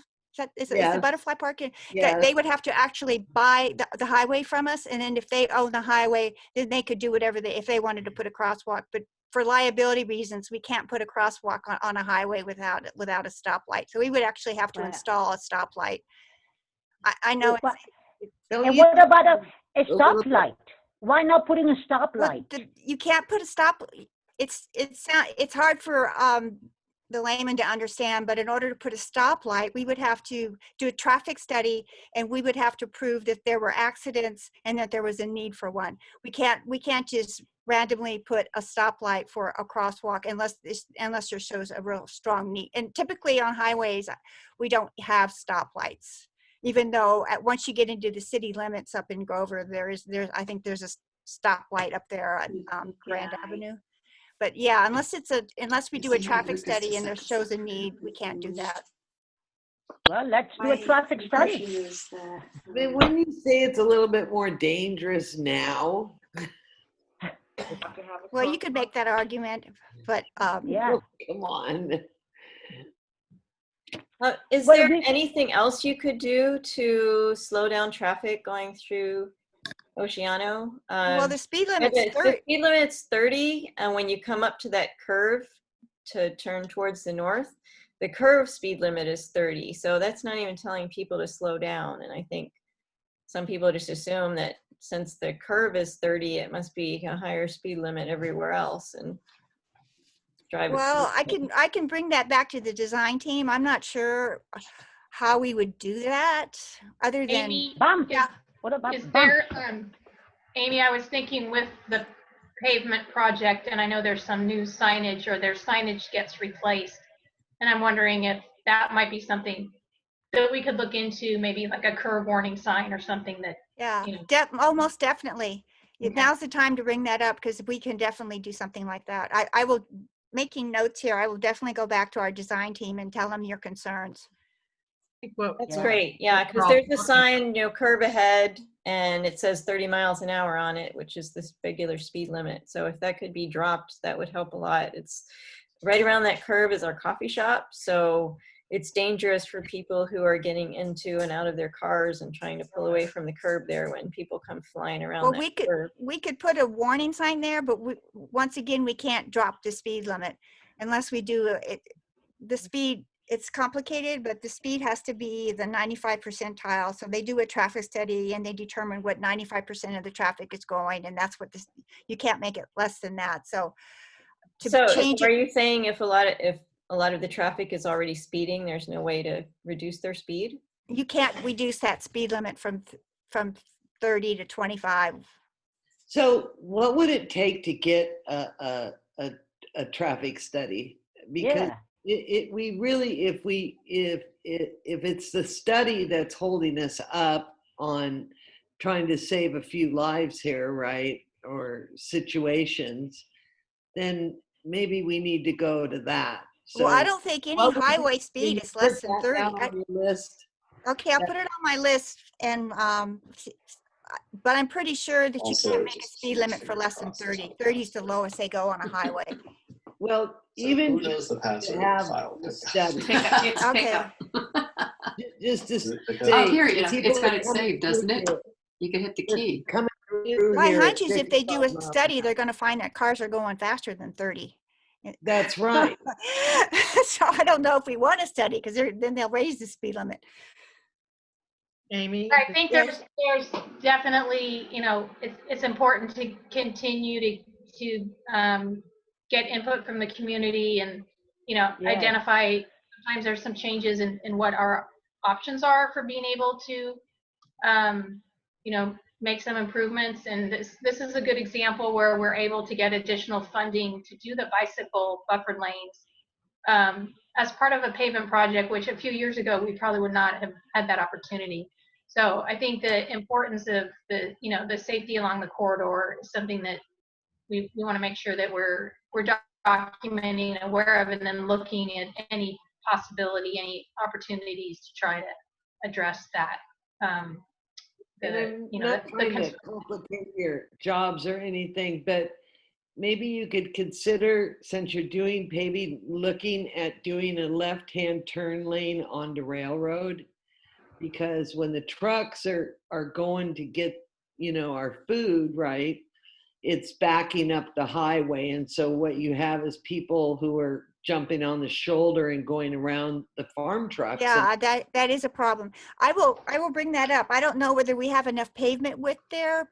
See, the problem is the buildings and the sidewalk on the east side were limited by that curb and sidewalk and buildings. So we would have to widen to the left at that spot, but that's definitely a possibility. And I agree with you. I go that way often, and there's always a big truck that you have to wait for. We might actually be able to do something like that. Well, we'd appreciate it a lot. Sure. Thank you. You're welcome. Yeah. I think we'd appreciate anything you can do in terms of traffic calming there to just make it safer for pedestrians. So the notes Yeah. I'm taking are that you're interested in knowing if there's any way we can do some kind of a traffic study, and if there would be a chance to, what would you want to lower the speed limit to? I mean, I'm not a traffic analyst, so I can't speak, but I'm guessing that they're not going to want to go under 30. But No. if But we're gonna have some buildings built right there across from the coffee shop. There's gonna be 16 rental units with people living there, and they're gonna wanna go across the highway, go get their coffees in the morning, and they're gonna be shocked. So that Pretty maybe simple. the traffic studies. Maybe that's another good one to like The try traffic out in the next study. few Well, days. who's talking in the background? Somebody's talking. The traffic study has to also take into consideration how many I think that people would be a live good there. one. Yeah, one of those we Okay. drafted already, Yeah. making a survey for it, but Yeah. I think this is a good Well, opportunity. This is one that the survey should somebody's be easy not enough. The muted. survey shouldn't Somebody's be not long, and muted. you all can try and go through all. Okay. There you go. Can I just say something to? Sure. On the area that we're all talking about is like 19th Street and where Napomo Street intersects that curve. Right. And I've always thought that, is there any way that to just put like how you see the signs that this is your speed limit if you're going too fast? You know how they flash? Oh, actually, the police department puts those out. You could actually call the police department, tell them you. Oh, you mean 9 people or Sheriff's it's gonna just- Department? It'd be the sheriffs, I guess. Yeah, just call them and tell them you want one. They stick those up all over the place. That's Yeah, great. That would be a start to get it to that's an excellent idea. slow down on. What was the location that you were thinking that would be at if you wanted to put one of those in? Napomo Street. It's right where the curve, as you're coming down that Right. supermarket, people go really fast around that curve, and right there is the Quintessa You coffee mean as shop. people are going north or people going south? People go south, and north goes fast too. But Okay, so they're going fast because they're coming from the north, so they're going like 45, and then they don't slow down. Yeah, I don't. Their cars, and it's gotten to be really, but that coffee shops has a lot of traffic there, and we put little slow signs or something. But I think if we got one of those flashing signs, just to bring people's attention and make them Yeah. aware. So Terry, how do we get one of those? Because we have one on Halcyon. It's been there for years. It's been I go to home up Halcyon, and there's been one of those police things there like for the last 2 years. It's there permanently. I don't know why we couldn't have something like that, but I don't. I know they can do them temporarily on the trailer. I'm not sure how they go about doing Just to get it permanent started. installation. But obviously, if they put it on the highway, if it gets put on the highway, it's either ours. Like there's one in Los Alamos that's 35 mile an hour. If you come into Los Alamos, and that's permanent installation. Just rent one. So I mean, I don't know if that's something that would be within the purview of the pavement project to do an install, but at least we can contact the sheriff's department about a temporary trailer one. That slow that see. flashed. Charles. Okay, we'll look into that and find out how to go about getting one, and if we can do the contact, then we will. If it needs to come from somebody from Oceano, I'm not really sure how that is initiated, so I'll have to look into that. Okay. Thank you. Thank you. Thank you. Very much. Charles Varney here. Can you hear me? Yes, we can hear you, Charles. Okay, I'm sorry my voice isn't very strong, and I just joined a little bit ago. I'm just a couple of things. The 30-mile-an-hour zone actually starts at Central Market, and there's a sign there. The fact that very few people are aware of it speaks to the ineffectiveness of that sign. And Miss Donatello, I think. Yes. I would encourage you to go to Contessa Coffee Shop and have a cup of coffee about 8:30 or 9 in the morning. Stand out there and watch 18-wheelers, watch pickup trucks, watch people commuting come around that corner at 40, 45 miles an hour. And if I heard you right, did you say that if you put in the rubber hoses across the street that are measuring traffic speed, that if you found that they were going, most people were going 35 to 45 miles an hour, you would raise the speed limit around Well, that see, turn? I would have to clarify that for you, because all I know is that there's a 95 percentile rule and that the traffic set is set by what 95% of the traffic is going, but Yeah. I'm not sure how that applies to existing roads with existing speed limits. Okay, Because well, I I know was- it sounds crazy what you're saying, and I Yes. know how fast people go down that road because I go that way to work every morning. And it used to be the police would patrol that Highway 1 a lot more than they do now. And maybe we just need to get the, more patrolling out there to ticket people that are going over 30. It used to be you had to be very careful because you could always see patrol cars, but I've noticed lately I never see any policemen on that route. Yeah, I think maybe we could get, they have level of those. enforcement's probably a low priority for them. Exactly. What about a pedestrian controlled crosswalk where they push the light and that stops traffic? Those are all over the communities, and that's really what it's going to take there. Right. Well, I can find out for you. I could certainly ask. Great. Okay, I really appreciate that. Yeah, great. I mean, we have a really dangerous situation, and it would be, Yeah. and there have been fatalities on Highway 1 in Oceano. And as other people pointed out, there is a large development plan for across the street, which will increase it significantly. And that turn is just deadly. It's Yeah. really a dangerous situation. And thanks. I'm glad that you have personal experience with it. That's good. Right. Mhm. So I'm making some notes here. We're going to check about a crosswalk with a ped light. We're going to talk about a left turn lane at what's that street that goes down to those vegetable places? Railroad. Is it Railroad Drive? Railroad Street. Okay, and then was there another thing? Oh, Pedestrian controlled. yeah, I have that, but there was something else. There was a flashing light that says your speed is. Flashing Speed light. limit, and then it gives. I call it the speed feedback sign. Right. It tells you how fast you're going. Yeah. That's good. I don't know if that's the official term, but that's what I call it. Okay, so we'll find out what it takes. I don't know whether we want. Do you think that's the hindrance having that line going across the highway so that cars go bump when they go over it? I don't know. Yeah. My comment The would be slow that bump thing on a highway. Well, when you hit a person, it goes bump too.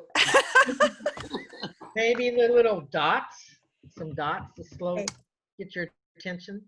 Okay, Or I'm just gonna groove- Or what about grooving the highway so that it slows you down? You know how they do those little grooves, like when like you run rumble off the road. strips. Yeah. Yeah, like when you run off the side of the road, on the freeway, then it gets your attention. Okay, so I've got traffic calming. That kind of covers it all. I think that's a good all-inclusive. Yeah, that's the concept that we're trying to get to, right? It's traffic calming and slowing the speed. Right.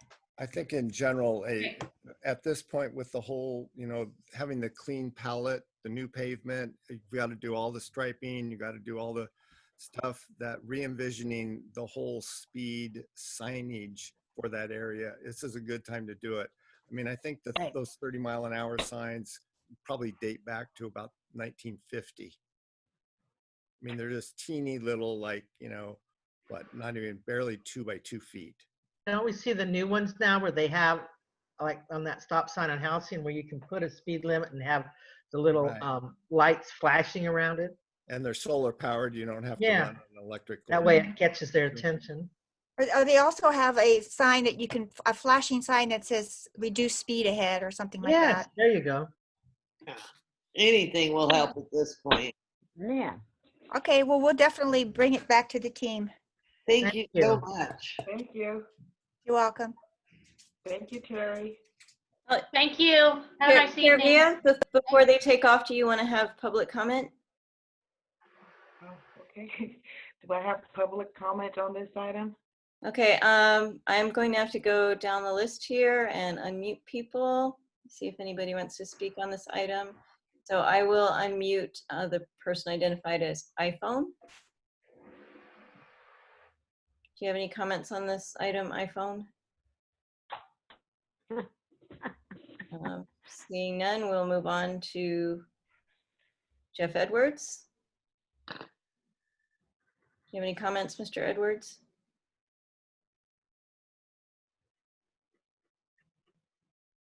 No. I guess he has, oh, there he is. Yeah, I guess he has no comments.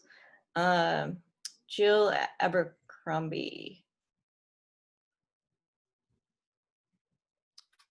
No comment.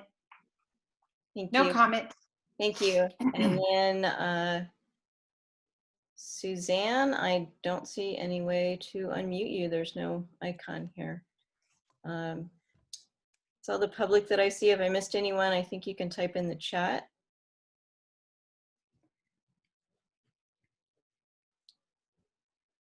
Ms. Chair, it appears there's no public comment on this item. So next on the agenda, I have review and approval of minutes. Thank you, everybody. Thank you, Charles. Get better. Sorry, Ms. Villa, we had moved general public comment down to after the presentations. So this would be the time for general public comment. Okay.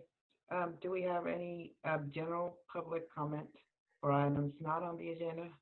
Can't hear you very well.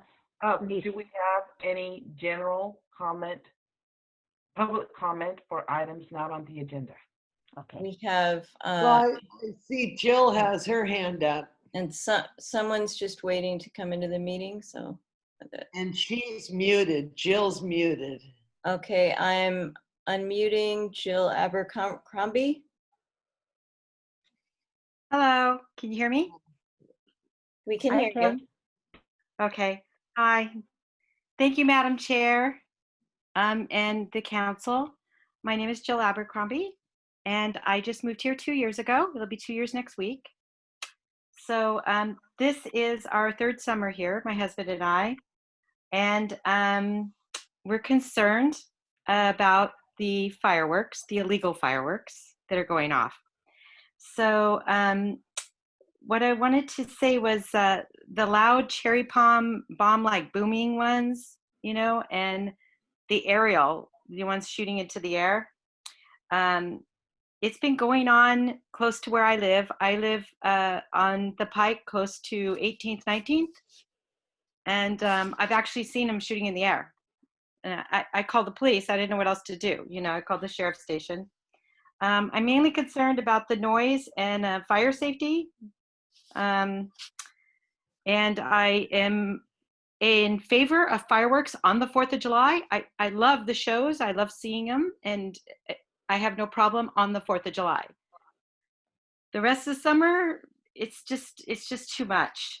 And I'm here to ask the advisory council if we can come together with Grover Beach and Aurora Grande and Pismo if need be as a community to find a way to stop it or at least decrease the illegal fireworks in our neighborhoods. And I want to know, is that possible? Okay. I first want to say that the advisory council, our purpose is for planning issues, either current or future planning issues to advise to the county as what we would like to see here in our community. So this issue is more related, you know, to the OCSD, the Oceano Community Service District. And I did receive your email, and I did forward that to our receptionist there, and it is going to be part of our, you know, permanent record. I tried answering you, and for some reason I got like 3 returned emails saying failure, that it was the wrong address, and I don't know email. Yeah, that's weird. So I couldn't contact you back, but your email was forwarded to the Oceano Community Service District. And if you want to participate at our next meeting there virtually, just like this, you're more than welcome to do so and make your comments heard, you know, verbally, like in a meeting. But your email will be looked at, and it is part of our permanent record now. Okay, and when is that meeting? This upcoming Wednesday. Next Wednesday. Okay. Thank you, Madam Chair. Yes, Jill, I want to add a comment. Can I just comment on public comment? Usually we wait until after public comment is done. Okay. No, that's fine. Go on. So I see that Suzanne has her hand raised, so I will unmute her now. Hi, can you hear us? Hello? Oh. Yes, we can hear you. Hi, thank you. My name is Gary Wells and my wife Suzanne is here with me. And we recently wrote a long letter that we sent to the Board of Supervisors, Ian Parkinson, and also to Commander Manuel regarding the proliferation of fireworks. And I understand from your previous conversation that this board primarily deals with planning issues, so I won't take a long time, but we've owned our property here since 2001, and what we've noticed.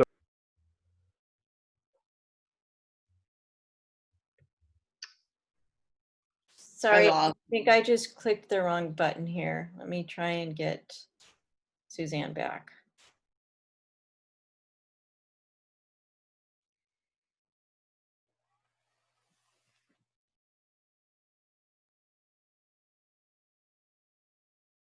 Suzanne, I hit the wrong button. I'm asking you to unmute now. Okay, I think we're unmuted now. My apologies. That's all right. Okay, thank you.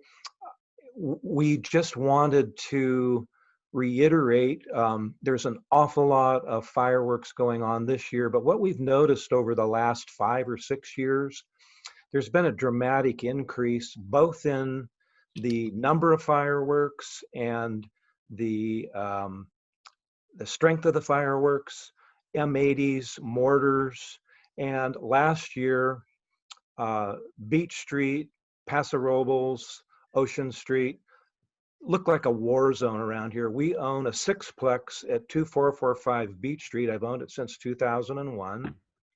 And the fireworks are getting so out of control here that we have tenants that question whether or not they want to live here. We've had a tenant that moved out in February that said it was just too noisy for her.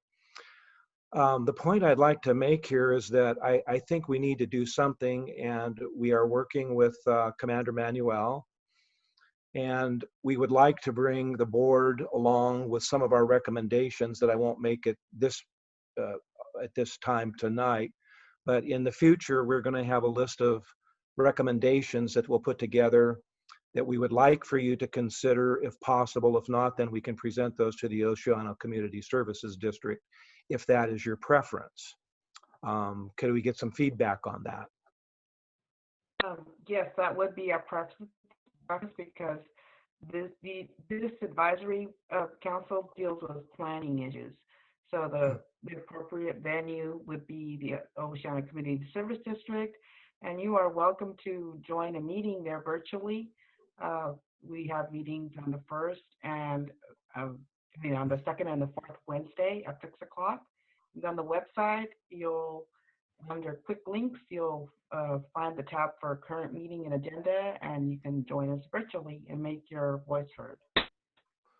Okay, thank you, Madam Chairman.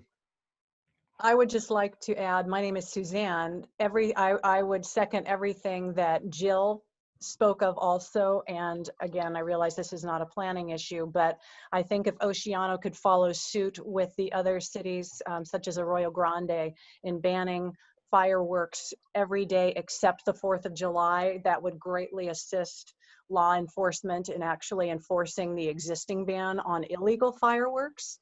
And maybe we could all enjoy the 4th of July a lot more than we're enjoying it at this point. So thank you very much.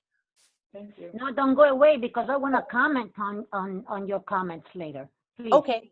Okay, thank you. I appreciate that. Thank you. Okay. Is there any more comments? Okay, let me go down the list here. iPhone, I'm unmuting you. You can comment now if you'd like.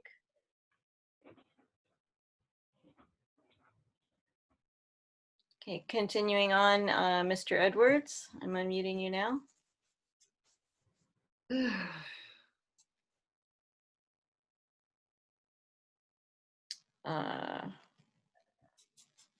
believe that's everyone. If there's anyone else who would like to speak, I think the raise hand feature has been enabled now, so you can use that. How do you do that? There should be a button at the bottom of your screen that says raise hand.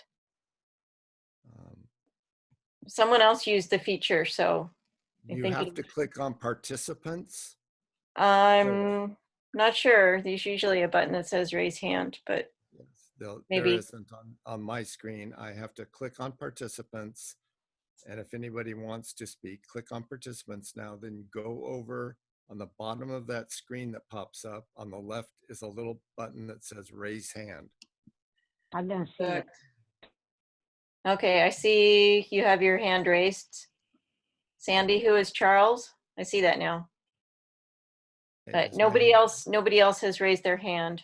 So I think there's no further public comment, Madam Chair. Okay, so the next item then would be the review and approval of minutes for our May meeting. I want to comment 1 second on public comment. Would you allow me very briefly? I just want to reassure Susanna, and I forgot his name, and Gio, that this is an ongoing issue. Fireworks. You're not the first one to bring it in. And I remember the Oceano Beach Community Association last year had an open house, and fireworks was the #1 most wanted issue to be discussed and to be resolved. And I personally do not favor fireworks. Only maybe in the 4th of July, as you say. Unfortunately, the OCSD has power over this issue. We can suggest, in fact, I'm just reading at the bylaws.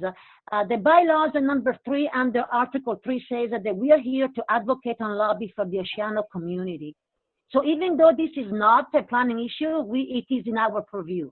We are here to advocate and lobby for the Oceano community. And if the Oceano community is sick and tired of fireworks, they need to hear us. And unfortunately, the OCSD has been deaf to this issue. They do not want to change it. It has been such a long tradition in our community. It is a way for some nonprofit organizations to make a little money by selling them. Okay, and yes. Lucia, I don't want to. Yeah, I hate to interrupt you, but we have a lot of items on our agenda. That's all. So go to the OCSD and tell them. Okay, go to the OCSD every time and tell them. Thank you. Sorry. Thank you. Well, then next on our agenda is review and approval of minutes for our May 2020. Charles, did you want to say something? Yes, I do, Aline. I'll be brief. I appreciate the comments by the folks about fireworks, and I want to reinforce Lucia's comment that we have spent a lot of time in this advisory council talking about fireworks. We have spent time with the sheriff talking about fireworks, and the sheriff was unequivocal in what he said to us, that to shut down fireworks, the illegal fireworks in Oceano, it's really hard to do that if Oceano still approves fireworks for the 4th of July. And I would just ask for a quick clarification. Ms. Austin's the president of the Oceano Community Services District board. The board voted on the license for sale of fireworks in Oceano.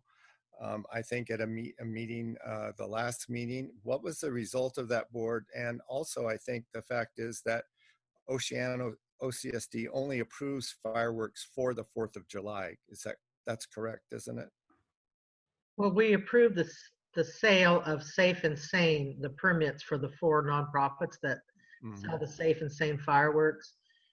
And I don't think we did anything about just the 4th of July. I don't think we went that far. I think we just approved the sale of the Safe and Sanes. So they can- Charles, I can speak to that.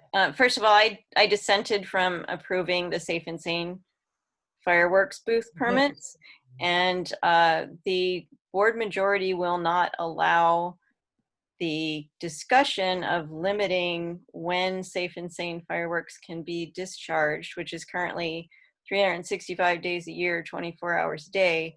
They will not allow discussion of that to be put on the agenda to consider any limitations on time of use. Okay, well, folks in the community, there you see what the core of the problem is. Aileen, Yes. I wasn't going to speak on this topic because it's not on the agenda, but since everybody else has commented, you know, I've been living here for 19 years, and fireworks is part of the culture, right? But what I've done, and it might work for you or it might not work for you, right, is that when the fireworks are let off, there's a plume of smoke from where they are lit off. I simply go knock on the people's door and say, look, can I ask you not to let the works off tonight? Save them 4th of July. And you know, believe it or not, it's worked for me 8 times. I've gone, I knock on the door, I very politely ask them if they could not let them off until the 4th, and they've all said, sure, no problem. Okay. So, you know, maybe that might work, you know. I think we should take I would say a clear and a more clear stance on this. Maybe bringing it up again at the OCSD. I don't know if we want to make a motion for that here or not. Or I don't know if we can do that with. Yeah, right. You can't. No. No, you can't do that. So if I could just interrupt for a moment, I need to leave at 7:45. So we either need to wrap up the meeting okay. or get Sandy back to host it because I will have to go. Okay. So is Sandy listening in No, right now? she's or- not available. Okay. So she's not available. Okay, so then we need to get going here. Next is the review and approval of minutes for our May 2020 meeting. Did everybody have a chance to look at the minutes? I looked and I approve. I approve. I approve. I approve. I think we need a motion, Madam Chair. So Need a moved. motion for the approval of the minutes for May. Second. Roll call?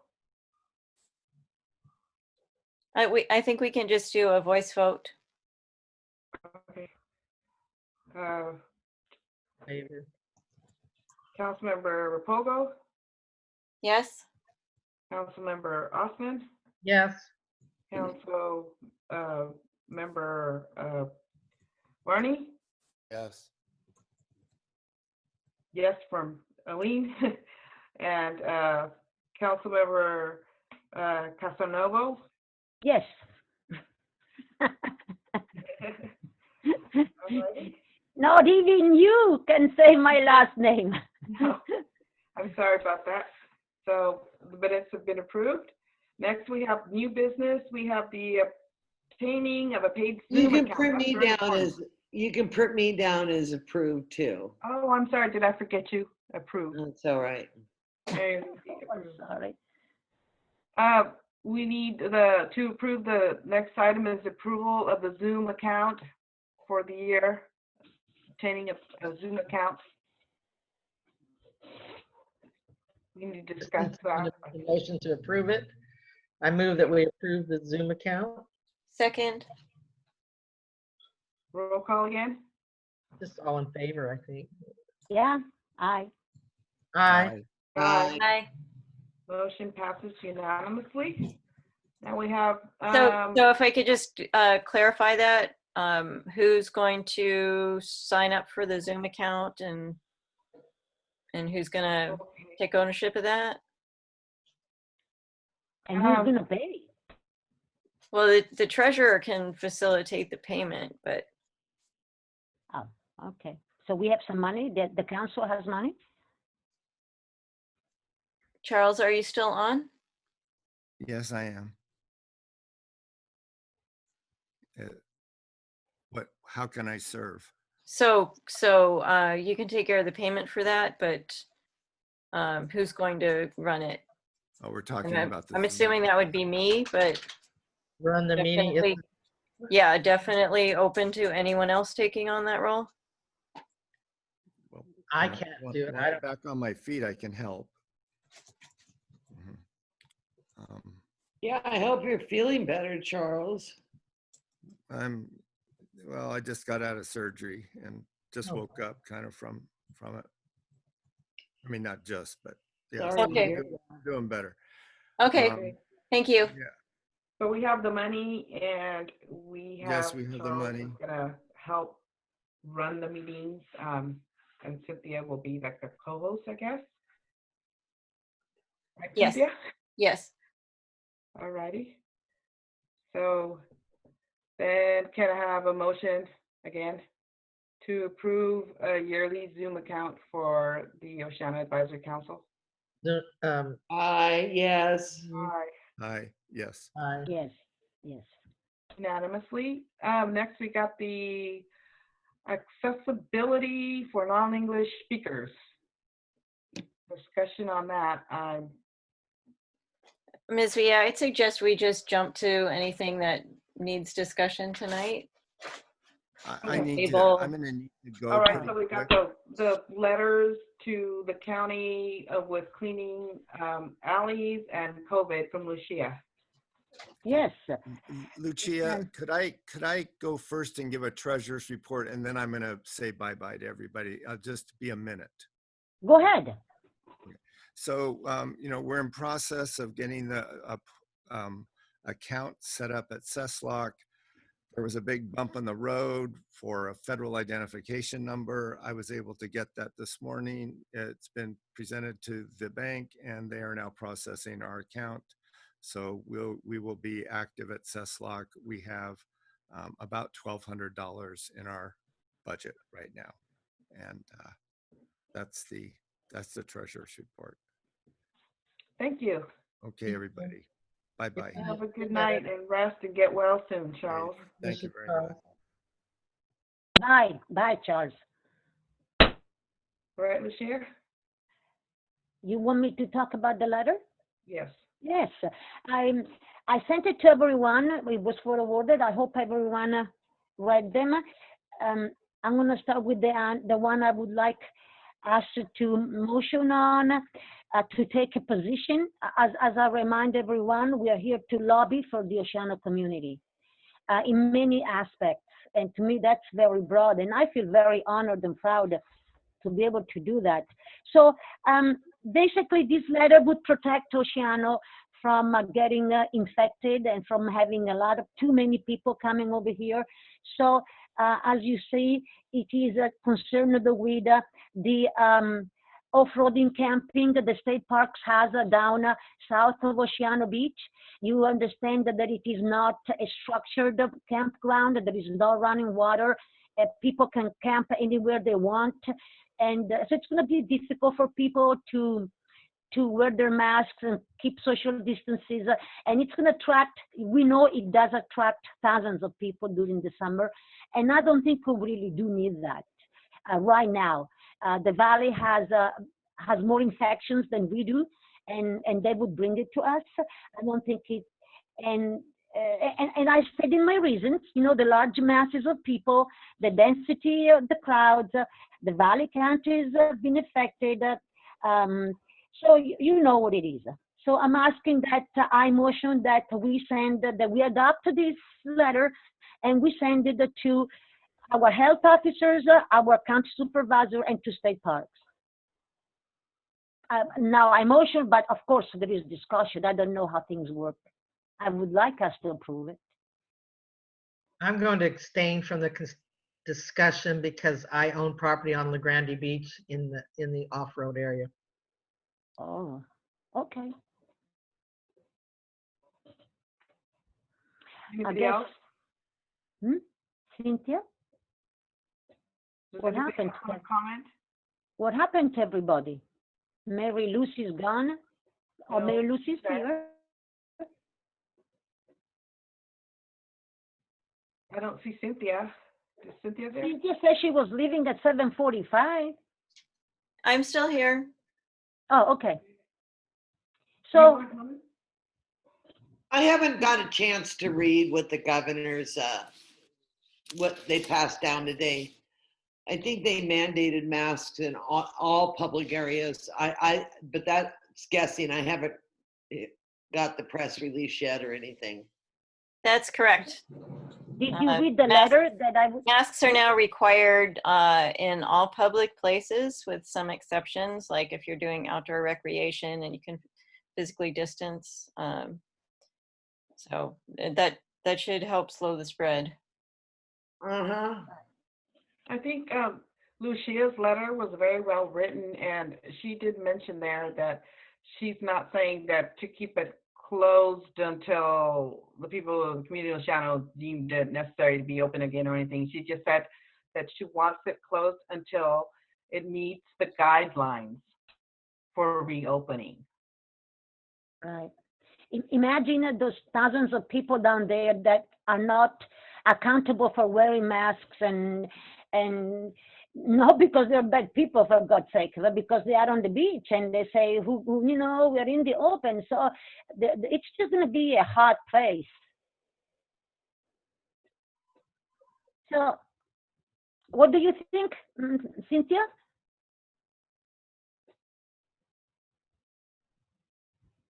She's muted. No, I agree with you. I'm just not sure that this is something within the purview of the OAC.